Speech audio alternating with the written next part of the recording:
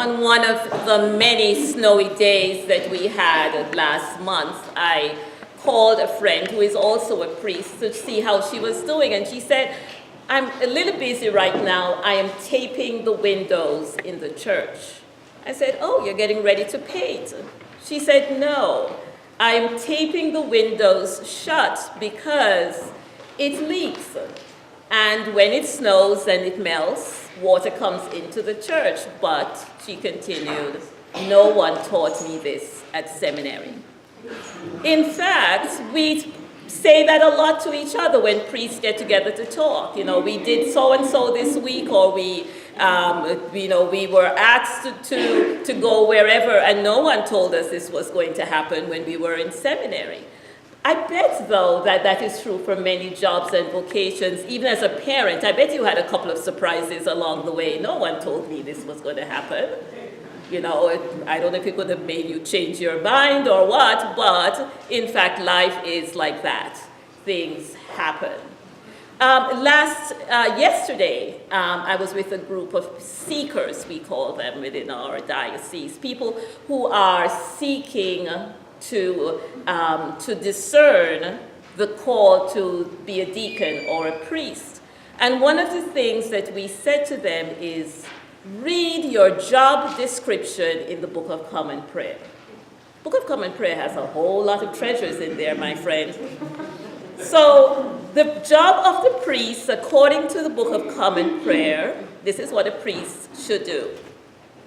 You are to love and serve the people among whom you work, caring alike for young and old, strong and weak, rich and poor.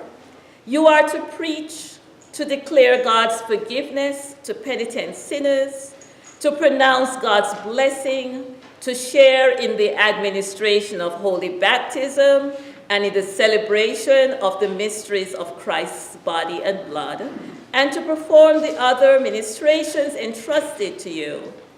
In all that you do, you must nourish Christ's people from the riches of his grace and strengthen them to glorify God in this life and in the life to come.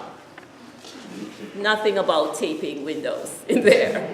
But what's in there is this life that is all intertwined with the life of the church, the people of God. No matter what your age, no matter what your circumstances, the priest's life is wrapped up in your life. And one of the joys, I have to tell you, in my short 4 years as a priest, one of the joys is to hear the stories, to be part of the journey that brings people closer to God.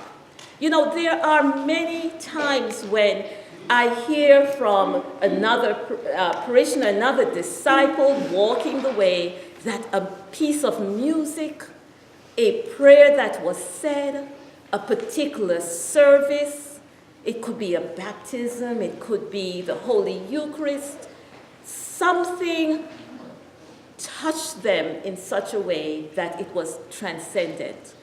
They saw Jesus in some new way that drew them in, drew them closer, making them want so much to build the relationship with God and with each other. Those are the moments that bring joy, not just to the person who has experienced it, but to those who walk alongside it. It brings me great joy. So when I hear today's gospel lesson of such a moment in the life of Peter and James and John, I know what it means. And you know, we have been going through this season of Epiphany since the beginning of January, talking about the different ways we can see Jesus, the different ways Jesus is revealed through his teaching and his ministry. From the story of the Magi who came bearing gifts, and from their words we saw Jesus as King, as High Priest, and as Savior. We went to the story of Jesus' baptism, And we heard that he was the beloved Son of God. The wedding in Cana, he took the ordinary and made it extraordinary, and with great abundance. Enough wine so the people, if they were there at that wedding feast for months, could not drink all that wine that Jesus made. And we heard Jesus preach and teach in the synagogue in his hometown, and he accepted the mission to be the liberator for those who were oppressed, the poor, the downtrodden, those who were imprisoned. And on we went through these 8 weeks of Epiphany until we come to this Transfiguration Sunday, and we see Jesus on the mountaintop with Elijah and Moses, and transfigured in such a way that the very glory of heaven shines through him. In our own mountaintop experiences, we get to see Jesus in new ways, ways that are meaningful for our life and the journey ahead of us. You know, in the baptism liturgy that we will soon go to, one of the prayers we say right after we baptize Trevor is, "Give him an inquiring and discerning heart, the courage to will and to persevere, a spirit to love and to know Jesus." That is our prayer for every single person, that we will have a spirit to love and to know Jesus in all of his facets, in all of his being. And wherever we have those moments, whether here in church, on retreat, at a crucial, whether at a prayer meeting, whether as we go about our daily life, whenever we have that experience of Jesus, sometimes we want to hold on to it. Stay with it. As Peter says, let's build some tabernacles here, Lord. But did you notice that Jesus took them down the mountain? That other part of the story about that father who brought his son to be healed, you almost want to not read. You know, it feels odd, tucked up against the Transfiguration story. But it reminds us that this relationship that we strengthen when we meet Jesus in a special way is not a stopping place. It's actually a starting place.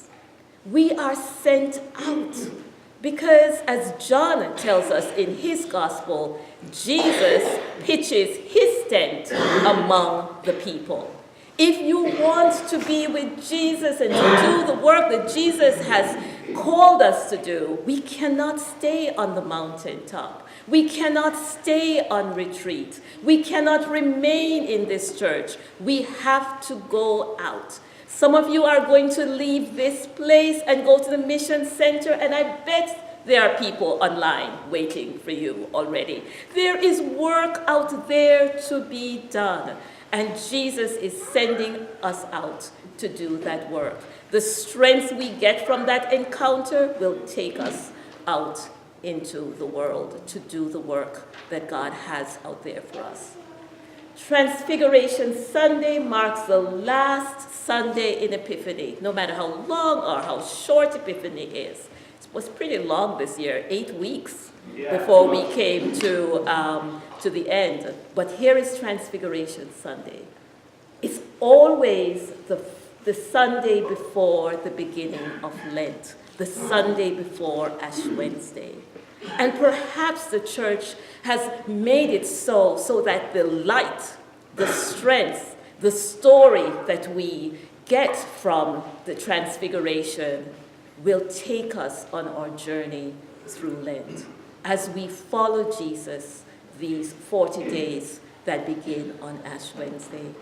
May we remember that we come together, that we have those moments, that we will treasure them, but we do not abide there.